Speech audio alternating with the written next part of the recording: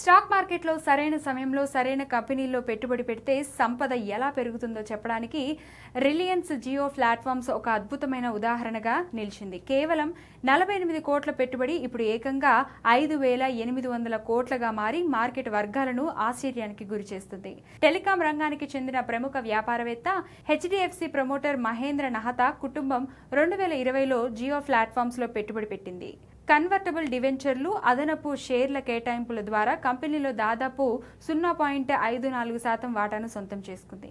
మొత్తంగా 48 కోట్ల పెట్టుబడితో జియోలో వాటా తీసుకున్న నహతా కుటుంబం ఒక్కో షేర్ను కేవలం 10 ముఖ విలువతో కొనుగోలు చేసింది.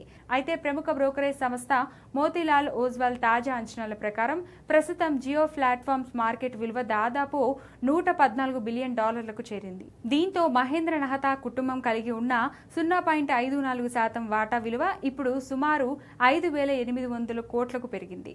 అంటే 6 ఏళ్లలోనే పెట్టిన పెట్టుబడులపై 100 రెట్లకు పైగా రాబడి లభించింది. దీర్ఘకాలిక పెట్టుబడులు ఎంత భారీ సంపదను సృష్టించగలవో చెప్పడానికి ఇదొక అరుదైన ఉదాహరణగా మార్కెట్ నిపుణులు పేర్కొంటున్నారు.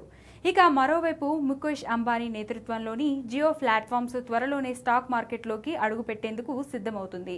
జియో ఐపీఓపై మార్కెట్లో భారీ అంచనాలు నెలకొన్నాయి. ఐపీఓకి ముందు జియో సృష్టించిన ఈ వెల్త్ క్రియేషన్ ఇప్పుడు దలాల్ స్ట్రీట్లో హాట్ టాపిక్ గా మారింది.